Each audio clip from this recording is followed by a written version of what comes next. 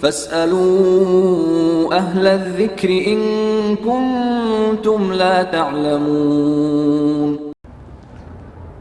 اللہ تبارک و تعالیٰ کا یہ احسان عظیم ہے کہ اس نے صحت و عافیت کے ساتھ اس رمضان کو پانے کی اور آج کے خطبہ جمعہ میں حاضر ہونے کی توفیق دی ہے۔ ولا حول ولا قوت الا باللہ۔ سامعین محترم، اللہ تبارک و تعالیٰ نے ہمیں اپنی بندگی کے لیے پیدا کیا ہے۔ شیطان کو اللہ تبارک و تعالیٰ نے حکم دیا کہ وہ سجدہ کرے آدم علیہ السلام کو، تو اس نے اللہ تبارک و تعالیٰ کے حکم کے سامنے اپنی جو ہے عقل وہ پیش کرنا شروع کر دی۔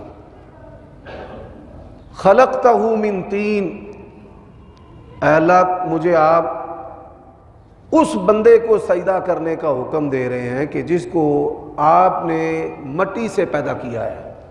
وَخَلَقْتَنِي مِن نَّارٍ، اور اللہ تو نے مجھے آگ سے پیدا کیا ہے، میں اس سے بہتر ہوں۔ سامعین محترم، اللہ تبارک و تعالیٰ نے یہ مضمون قرآن مجید کے اندر بیان کیا ہے۔ اس کے اندر ہمارے لیے پہلا سبق یہ ہے، انما کان قول المؤمنین اذا دعوا الی اللہ ورسولہ لیحکم بینہم ان یقولوا سمعنا واطعنا۔ وہ پہلا سبق کہ مسلمان مومن آدمی کے لیے اللہ تعالیٰ اور اس کے رسول کا جب حکم آ جائے تو سر خم تسلیم، اللہ تعالیٰ اور اس کے رسول صلی اللہ علیہ وآلہ وسلم کے حکموں کے سامنے اپنی عقل کو الٹا نہیں چلانا چاہیے۔ دوسری بات، تکبر جو ہے وہ اللہ تبارک و تعالیٰ کو سخت ناپسند ہے۔ اگر آپ کو نیکی کی توفیق مل رہی ہے تو یہ آپ کا کمال نہیں، یہ اللہ تبارک و تعالیٰ کا فضل ہے۔ نبی علیہ السلام نے فرمایا، کوئی بندہ بھی اپنے عمل کی بنیاد پر اللہ تبارک و تعالیٰ کی جنت میں نہیں جا سکتا۔ تو صحابہ کرام نے سوال کیا، ولا انت یا رسول اللہ، کیا آپ بھی عمل کے بغیر اللہ تبارک و تعالیٰ کی جو جنت ہے کہ انسان نیکیاں کرے، صدقہ و خیرات کرے، کوئی نیکی بھی نہ چھوڑے اور پھر بھی نیک اعمال کی بنیاد پر وہ جنت میں نہیں جا سکتا؟ تو نبی علیہ السلام نے فرمایا، ولا انا الا ان یتغمدنی اللہ برحمہ، ہاں میں بھی نہیں لیکن مجھے اللہ تبارک و تعالیٰ کی رحمت نے اپنی لپیٹ کے اندر لیا ہوا ہے۔ سامعین محترم، کوئی زمانے کا ولی ہے یا مفتی اور شیخ الحدیث ہے، مسجد و مدرسہ کے ماحول میں رہنے والا مؤذن ہے یا امام ہے، یا وہ لوگوں کو دین کی دعوت دینے والا خطیب اور واعظ اور داعی ہے، کسی شخص کو یہ اجازت حاصل نہیں کہ وہ نیک اعمال کی بنیاد پر اپنے آپ کو کسی بھی گناہ گار بندے سے بہتر سمجھے۔ آپ کے لیے بڑی حیران کن بات ہے، اگر یہ بات حلق سے نیچے اتر جائے یقین جانیں ہماری زندگی بہتر ہو جائے۔ کوئی شخص بھی، وہ تہجد گزار ہو، وہ صائم الدہر ہو، وہ روزانہ قرآن کی کثرت سے تلاوت کرنے والا ہو، وہ باریش ہو، وہ صدقہ و خیرات کرنے والا ہو، وہ گناہ نہ کرنے والا ہو، اللہ تعالیٰ اور اس کے رسول نے اس کو اجازت نہیں دی کہ وہ اپنے آپ کو نیک اعمال کی بنیاد پر کسی سخت سے سخت گناہ گار سے بھی بہتر سمجھے۔ بلکہ آپ یہ سن کر حیران ہوں گے، نبی علیہ السلام نے فرمایا، کئی لوگ اللہ تبارک و تعالیٰ کی جنت میں ایسے ہوں گے کہ جن کے بارے میں دنیا والے گمان کرتے ہوں گے یہ تو جنت میں نہیں جا سکتے، یہ اتنے گناہ گار ہیں۔ نبی علیہ السلام نے قصہ سنایا، ایک عورت طاغیہ باغیہ سرکش ہے، انتہائی مکروہ عمل کرنے والی بدکار عورت. اور اس نے کیا دیکھا کہ ایک کنویں کے پاس کتا بیٹھا ہے جو اس کی منڈیر پر، اس کے کناروں پر پیاس کی شدت کی وجہ سے زبان کو پھیر رہا ہے. اس سے رہا نہ گیا، اس نے اپنی چادر کے ساتھ، دوپٹے کے ساتھ اپنے جوتے کو باندھا، کنویں سے پانی نکال کر اس کتے کو پلایا.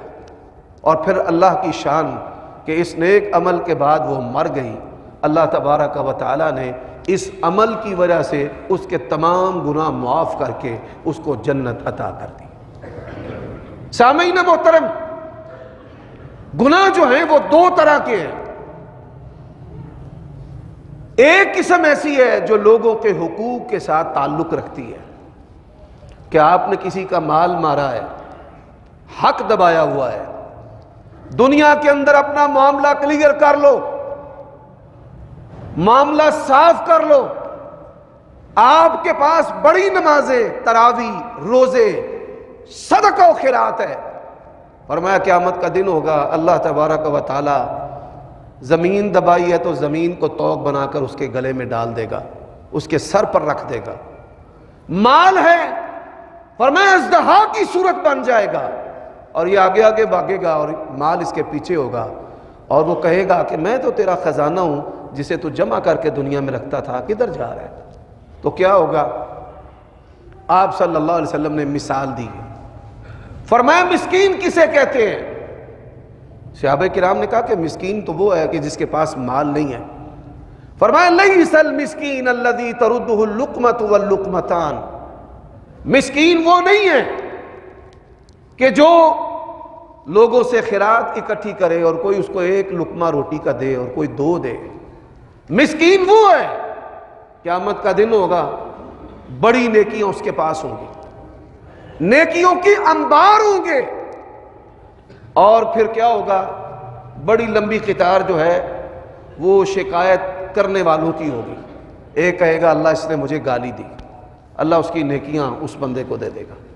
ایک کہے گا اللہ اس نے میرا حق دبایا، اللہ تبارک و تعالیٰ اس کی نیکیاں بھی اس کو دے دے گا.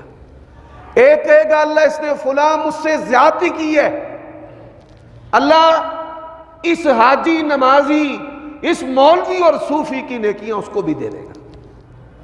نیکیاں اللہ تبارک و تعالیٰ دوسروں کو دیتا جائے گا اور پھر اس کی ساری نیکیاں ختم ہو جائیں گی اور حقوق لینے والے اور شکایتیں کرنے والے جو ہیں وہ زیادہ ہوں گے. یہ بلا وجہ لوگوں کا مذاق اڑانا، ان کو پھپتیاں کسنا، آنکھوں سے اشارے کرنا، ان کی اہانت کرنا، اس معمولی عمل کے بدلے قیامت کے دن آپ کو حج اور عمرے اور نمازیں اور صدقہ و خیرات، زندگی بھر کی نیکیاں جو ہیں وہ دینا پڑے گی. فرمایا پھر اللہ تبارک و تعالی ان کے گناہ جو ہے وہ اٹھا کر اس پر ڈالتا جائے گا. اور ہوگا کیا؟ جس کو یقین ہوگا کہ میں جنت میں جاؤں گا، اللہ تبارک و تعالی جو ہے وہ اس کو جہنم رسید کر دے گا. اللہ تعالیٰ مجھے اور آپ کو ایسے لوگوں میں کبھی شامل نہ کرے. حضرات، لوگ دو طرح کے ہوتے ہیں. ایک لوگوں کا طبقہ وہ ہے جن کی داڑیاں ہیں، جو نمازی ہیں لیکن لین دین کے معاملے میں کھوٹے ہیں. دین بطور فیشن کے، بطور لباس کے، بطور سٹیٹس کے ان کی زندگی میں ہے، لیکن حقیقی دینداری جو ہے وہ ان کی زندگی میں نہیں. فواحش کا موقع ملے گا تو کریں گے، زنا بدکاری کا ارتکاب بھی کریں گے، لوگوں کے مال کو دبائیں گے، لوگوں کے مال کو ماں کا دودھ سمجھ کر پی جائیں گے. اور کچھ لوگ ایسے ہیں ان کی داڑیاں نہیں ہیں، نمازیں بھی نہیں ہیں، حج عمرے بھی نہیں ہیں، لیکن وہ اپنی زبان سے کسی کو تکلیف بھی نہیں دیتے اور پھر وہ لوگوں کا حق بھی نہیں مارتے. ان کے پاس دین کا اعمج بھی نہیں ہے.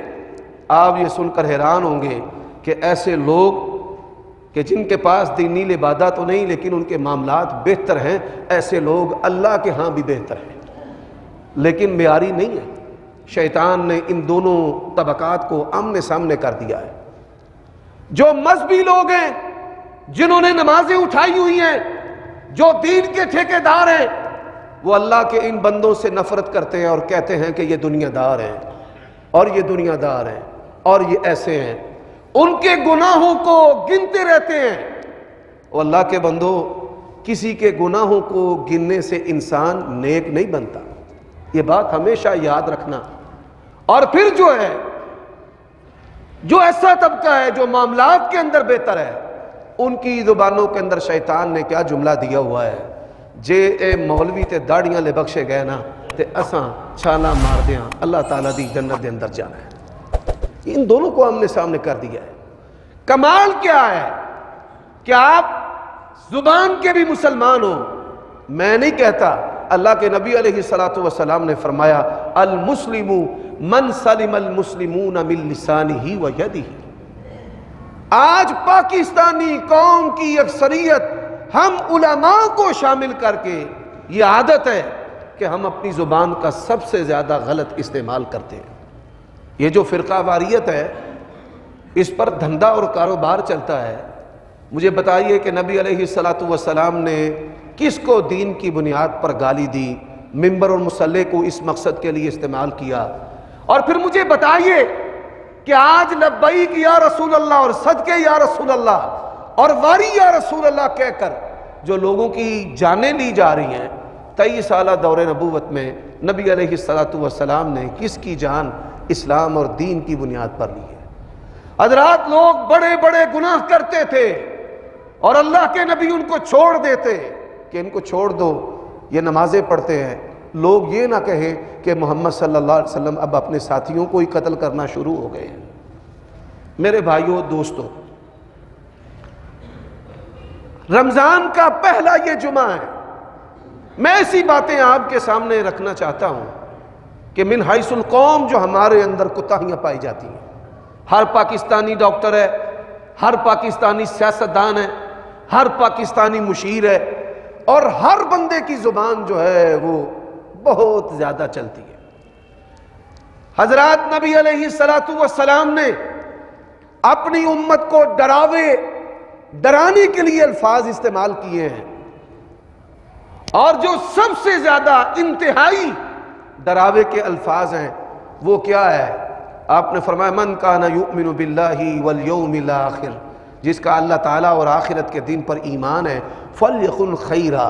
اس کا ترجمہ ہماری زبان کے اندر ہے، جڑا بندہ اللہ دے کولوں ڈردا ہے اور آخرت کے دن کے حساب سے ڈرتا ہے، فلیقل خیرا او لیصمت، وہ اچھی بات کہے یا خاموش رہے۔ من حیث القوم، روزے کی حالت میں زبان کو کم چلانا، یہ ہماری عادت ہونی چاہیے، اور پھر اس زبان کو اللہ تبارک و تعالیٰ کے ذکر کے ساتھ چلانا۔ اب شیطان جو ہے اس نے دوسروں کے گناہ دیکھنے اور گننے میں ہمیں مصروف کر رکھا ہے، ہم مولویوں کو بھی اور آپ کو بھی۔ ہماری نگاہیں آپ پر ہیں، آپ کی نگاہیں ہم پر ہیں۔ معیار کیا ہے؟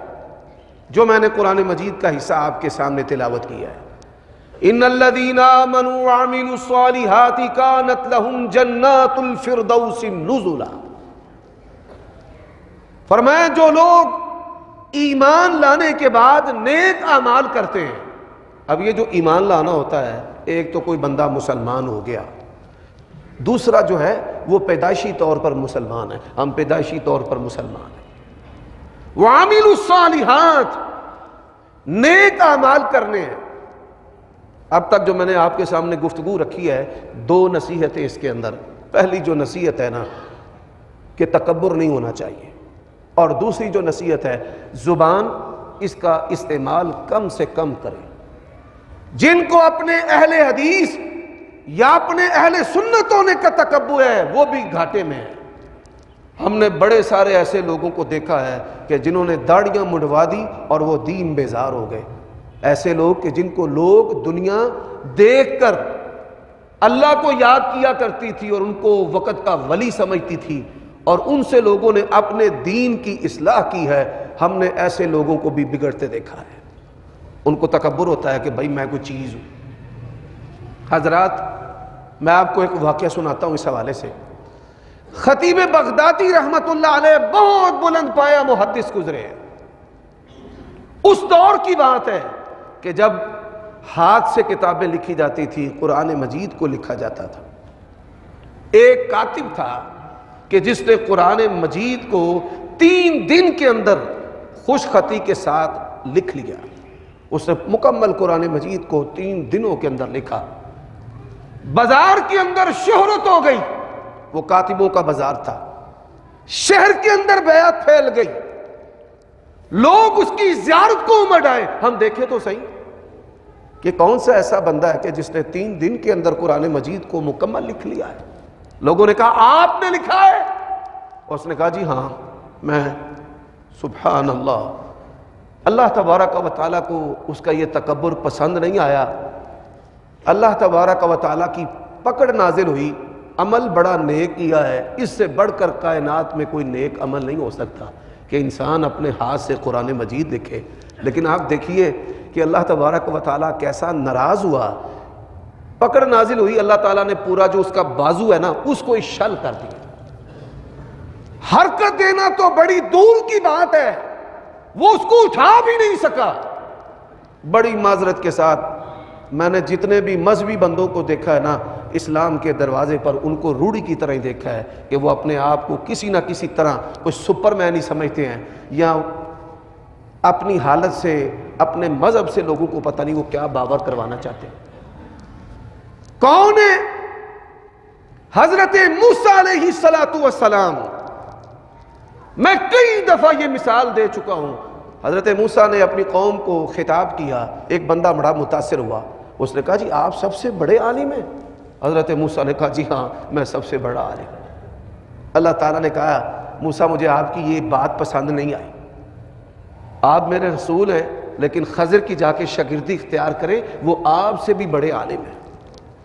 اور جب خضر علیہ السلام کے پاس گئے، یہ سورۃ کہف ہے، انہوں نے کہا انک لن تستطیع معی صبرا، آپ میری شاگردی اختیار نہیں کر سکتے۔ انہوں نے کہا جی اللہ کا حکم ہے، میں نے آپ کی شاگردی اختیار کرنی ہے۔ حضرات قصہ مختصر، پھر بچے کو بھی قتل کیا گیا، دیوار کو بھی بنایا گیا، کشتی کو بھی توڑا گیا۔ جب کشتی میں حضرت موسیٰ اور خضر علیہ السلام سوار ہوئے تو وہاں پر خضر علیہ السلام نے ایک بات کی۔ ایک چڑیا آئی، اپنی چونچ کے اندر وہ پانی کا قطرہ لے کر اڑ گئی۔ خضر علیہ السلام نے کہا موسیٰ دیکھیں یہ چڑیا اور اس کی چونچ کے اندر جو پانی ہے نا، میرا اور آپ کا علم اور تمام مخلوقات کا علم اللہ کے علم کے مقابلہ میں اتنا بھی نہیں ہے جتنا اس چڑیا کی چونچ کا پانی جو ہے وہ سمندر کے مقابلہ میں ہے۔ تو تکبر، پھر یہ زبان جو ہے نا، نبی علیہ السلام کا فرمان ہے من یضمن لی ما بین لحییہ وما بین رجلیہ اضمن لہ الجنہ، جو بندہ مجھے 2 لوتھڑوں کی ضمانت دیتا ہے، میں محمد الرسول اللہ صلی اللہ علیہ وسلم اس کو جنت کی ضمانت دیتا ہوں۔ جنت کی ضمانت، اور ضامن کون ہے؟ نبی کریم صلی اللہ علیہ وسلم۔ اور عمل کون سا ہے؟ عمل جو ہے ایک زبان کی حفاظت ہے اور ایک اعلی تناسل شرمگاہ کی حفاظت ہے۔ اب آئیے جو آیت کریمہ میں آپ کے سامنے پڑھ چکا ہوں کہ جو لوگ ایمان لانے کے بعد نیک اعمال کرتے ہیں، اللہ تعالیٰ نے ان کے لیے جنت الفردوس کو بطور مہمانی کے تیار کر رکھا ہے۔ ہمیشہ ہمیش اس میں رہیں گے، کبھی وہاں سے نکلیں گے نہیں۔ حضرات، انسان حقیقی طور پر نیک تب تک نہیں بن سکتا جب تک جبر کر کے اپنی زبان پر کنٹرول حاصل نہ کرے، تب تک وہ نیک نہیں ہو سکتا۔ وہ عالم ہو سکتا ہے، پروفیسر ہو سکتا ہے، ڈاکٹر ہو سکتا ہے، لیکن تب تک نیک نہیں ہو سکتا جب تک زبان پر اس کا کنٹرول نہ ہو۔ ہم مولوی لوگ جو ہے نا، اچھا کوئی مقتدی اس کی ہمارے ساتھ انبن بن جائے نا، اسی ممبر دے تے کھلو کے ساریاں کافرانیاں منافقانیاں ایتا دے تے فٹ کری لگی۔ یہ جو ہے یہ اسلوب اور انداز جو ہے اس کے کئی نقصانات ہیں، اور وہ نقصانات آپ کے سامنے ہیں کہ آج ہماری مساجد کے اندر پاکیزہ تقدس والا جو ماحول ہے کہ ہم مسجد نبوی آپ صلی اللہ علیہ وسلم نے بنائی، اور نبی علیہ السلام کی اتباع میں ہم مساجد تو بناتے ہیں، لیکن مساجد کا جو ماحول ہے وہ ماحول ہمارے ہاں نہیں ہے۔ مثال آپ دیکھیں، بندے کا مسجد کے اندر دل لگنا چاہیے، سناٹا ہونا چاہیے، لیکن ہماری مساجد ایسے ہی ہے جیسے کوئی دکان ہے، کوئی آ رہا ہے، کوئی جا رہا ہے، کوئی بول رہا ہے، کوئی چیخ رہا ہے، کوئی بات کر رہا ہے، کوئی سیاست کر رہا ہے۔ یعنی ہم نے مساجد کا جو تقدس ہے، مسنون ماحول ہے، اسی کو ختم کر کے رکھ دیا اس زبان کی وجہ سے۔ نبی علیہ السلام کا فرمان ہے ان للجنت 100 درجہ، فرمایا اللہ تعالیٰ کی 100 جنتیں، اعلیٰ الفردوس، فرمایا سب سے اعلیٰ جو ہے وہ جنت الفردوس ہے۔ وَإِذَا سَأَلْتُمُ اللَّهَ الْجَنَّةَ فَاسْأَلُوهُ الْفِرْدَوْسَ، اور جب بھی تم اللہ تعالیٰ سے جنت کا سوال کرو تو اللہ تعالیٰ سے جنت الفردوس مانگو۔ اچھا، اب ہم میں سے کسی شخص نے ابھی تک کیا جنت الفردوس کا اللہ سے سوال کیا ہے؟ میں ہاتھ نہیں کھڑا کروانا چاہتا، آپ کا دل جو ہے اس کو کھٹکھٹا رہا۔ نبی علیہ السلام کا فرمان ہے جو بندہ 3 مرتبہ اللہ سے جنت مانگتا نا، اللہم انی اسألک جنت الفردوس، 3 مرتبہ، پھر کہتا ہے اللہم انی اسألک الجنہ، اپنی زبان میں کہتا ہے یا اللہ تجھ سے جنت کا سوال ہے، فرمایا جنت اللہ کو کہتی ہے تیرا بندہ مانگ رہا ہے، اس کو عطا کر دے۔ 3 مرتبہ جہنم سے پناہ مانگتا ہے، اللہم اجرنی من النار، اللہم اجرنی من النار، اللہم اجرنی من النار۔ دیکھیں آپ کا رب، ہمارا رب، میرا رب ہم سب پہ کتنا مہربان ہے کہ ہم ٹوٹے پوٹے جملوں کے ساتھ اگر جہنم سے پناہ مانگتے ہیں تو اللہ تعالیٰ بندے کو پناہ عطا کر دیتا ہے۔ میرے بھائیو دوستو، اب یہ جو جنت الفردوس ہے، کون لوگ ہیں کہ جو جنت الفردوس کے اندر جائیں گے؟ جنت کی ایک طلب ہے، یہ جو طلب ہے نا، یہ انسان کی سوچ سے نکل کیوں جاتی ہے؟ اس لیے نکل جاتی ہے کہ جنت کی طلب پر مال آ گیا ہے، جنت کی طلب پر یار آ گیا، جنت کی طلب پر عورت آ گئی، جنت کی طلب پر اولاد آ گئی۔ میں نے بڑے بندوں کی فکر دیکھی ہے، بیٹا ہو جائے، دوائیاں کھاتے پھرتے اور بھاگتے پھرتے ہیں۔ تو نبی علیہ السلام کی پہلی بات سنیں، فرمایا جس بندے کی زندگی کا مقصد دنیا ہے وہ پیچھے بھاگتا رہتا ہے، دنیا آگے بھاگتی رہتی ہے، اور وہ بندہ ذلیل و رسوا ہوتا رہتا ہے۔ اور فرمایا جس بندے کا مقصد جو ہے وہ اللہ ہے۔ عقل مند آدمی جو ہے وہ وقتی فائدہ نہیں دیکھتا، وہ کہتا ہے میرا بڑے بندے کے ساتھ تعلق ہے، یہ کسی وقت کام آئے گا۔ ہمارا رب کے ساتھ تعلق ہے، اور آپ اس تعلق کو کبھی آزمائے تو صحیح، کبھی آپ اللہ سے بات کریں تو صحیح۔ یہ ماحول جو ہے یہ ہماری زندگیوں کے اندر نہیں ہے۔ اچھا، کون لوگ ہیں کہ جو جنت الفردوس کی طلب رکھنے والے ہیں؟ بڑی معذرت کے ساتھ یہاں پر بھی آپ ایک لمحہ کے لیے سوچیں کہ کیا میرے دل و دماغ کے اندر جنت الفردوس کی تڑپ اور طلب ہے؟ صحابہ کرام کی زندگیاں کیسی ہیں؟ ایک دن نبی علیہ السلام نے صحابہ کرام کو تلقین کی کہ اللہ کی راہ میں خرچ کیا کرو۔ جو اللہ کی راہ میں خرچ کرنے والا ہے اللہ تبارک و تعالی اس کو جہنم سے بچا لے گا۔ دائیں ہاتھ سے خرچ کرتا ہے، بائیں کو پتہ نہیں ہے، اللہ اس کو اپنا سایہ نصیب کرے گا۔ غریب صحابہ کرام نے نبی علیہ السلام سے کہا یا رسول اللہ ہمارا کیا قصور ہے، یہ مال والے مال خرچ کریں اور ہم سے پہلے جنت میں چلے جائیں۔ اللہ کے نبی علیہ السلام نے کہا کہ میں تمہیں ایسا عمل بتاتا ہوں، آپ ان کی فکر دیکھیں اور ہماری فکر دیکھیں۔ ان کی فکر ہے کہ جنت کیسے پہلے حاصل کرنی ہے۔ فرمایا پڑھا کرو سبحان اللہ والحمد للہ ولا الہ الا اللہ واللہ اکبر۔ آپ یہ سن کر حیران ہوں گے، قرآن مجید کے بعد سب سے افضل ترین جو کلمات ہیں وہ یہ کلمات ہیں، 4 سبحان اللہ والحمد للہ ولا الہ الا اللہ واللہ اکبر۔ اچھا، غریب صحابہ کرام وہ یہ پڑھتے جائیں۔ ایک غریب صحابی کسی کام سے مالدار کے پاس گیا، اس نے کہا یار تم پڑھتے کیا ہو؟ اس نے کہا نہیں میں نے نہیں بتانا آپ کو۔ اس نے کہا بتاؤ، اتنے پیسے لے لو مجھ سے۔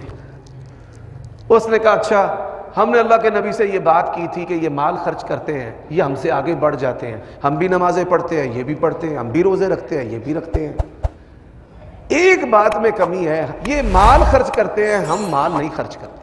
تو اللہ کے نبی نے فرمایا یہ سبحان اللہ والحمد للہ ولا الہ الا اللہ واللہ اکبر۔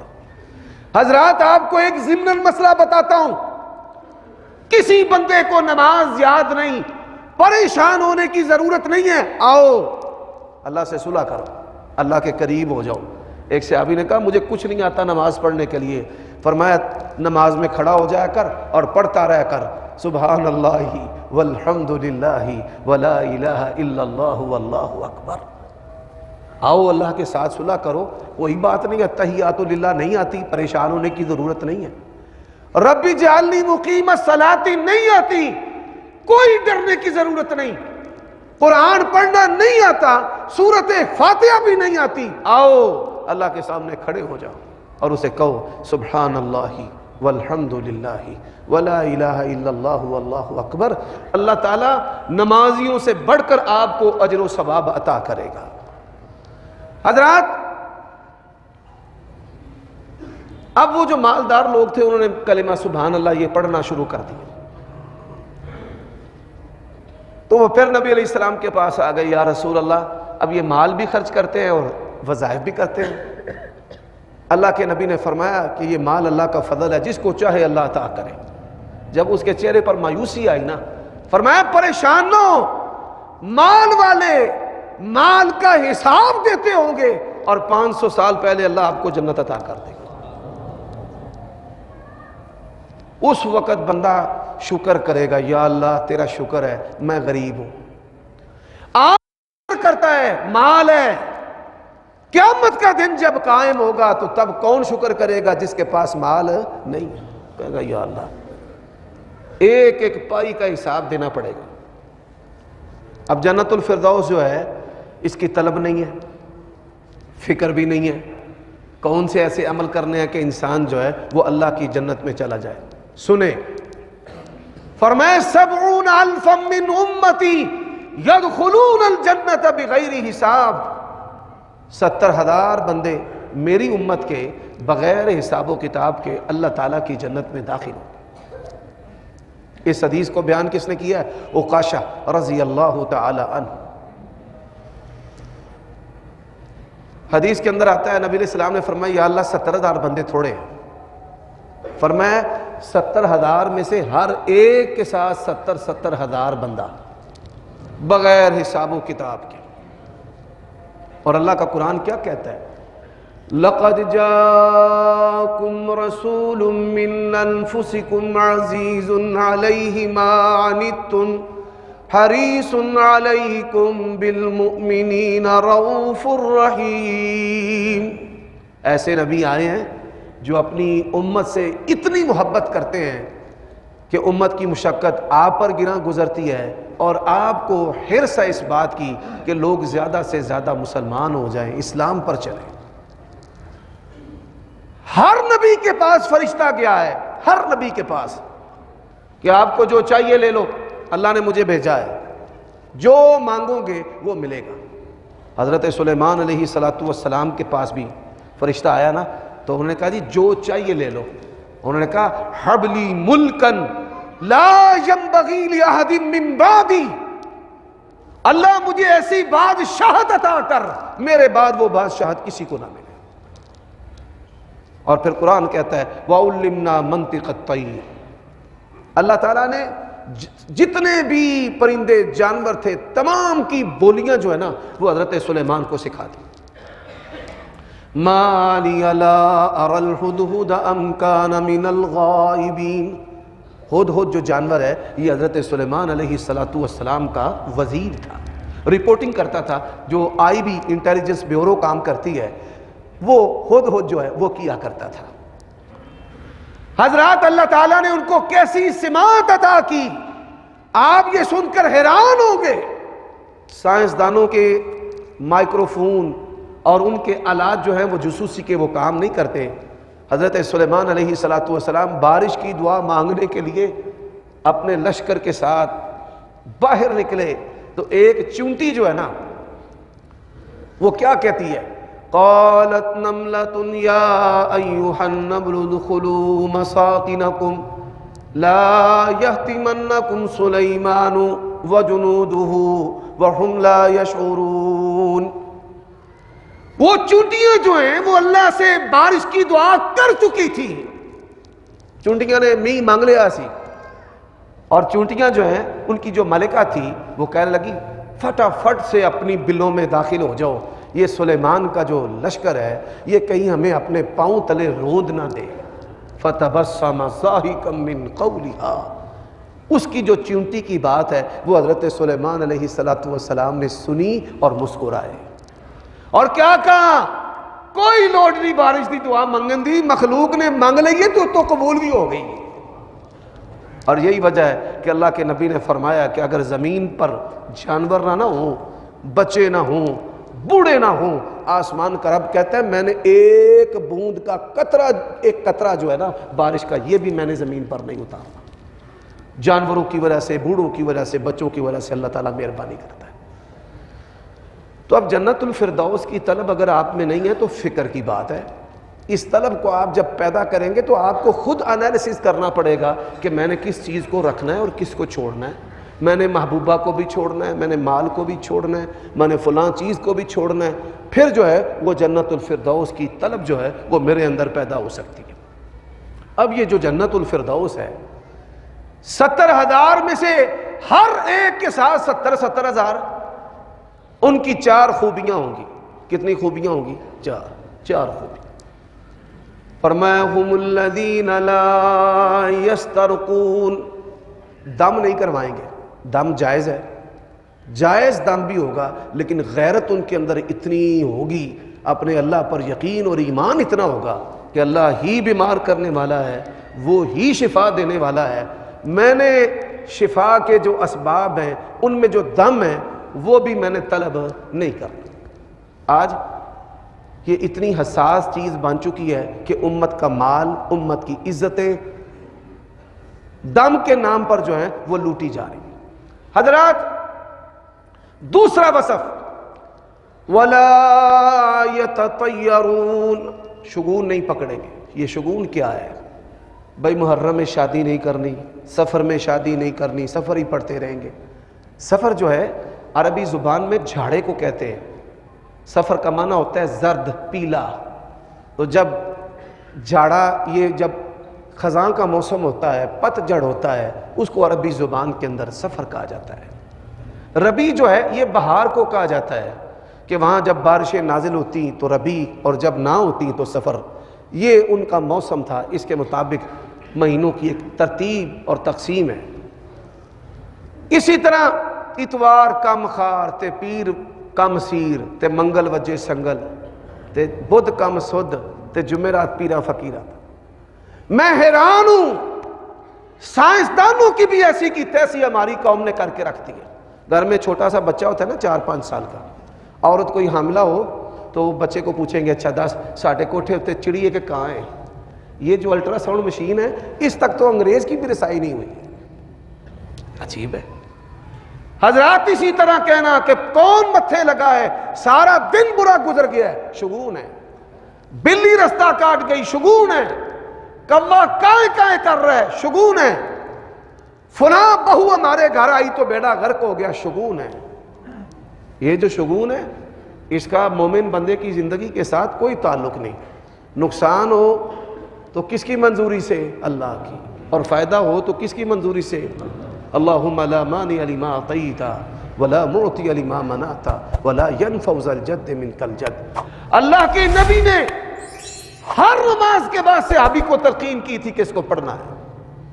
بار بار پڑھنے کا مقصد کیا ہے؟ کہ کبھی بھی اپنے رب سے آپ کی نظر پھر نہ جائے۔ جب اللہ نے عطا کرنا ہے، اسباب نہ بھی ہوں وہ عطا کر دیتا ہے۔ اور جب اللہ نے روک لینا ہے تو کوئی عطا نہیں کر سکتا۔ میرے بھائیوں دوستوں، تیسرا جو وصف ہے ولا یکتغون، اللہ کے نبی علیہ السلام کے دور میں لوہے کے جو ٹکڑے ہیں ان کو آگ کے اندر گرم کر کے پٹھوں کے اوپر رکھتے تھے۔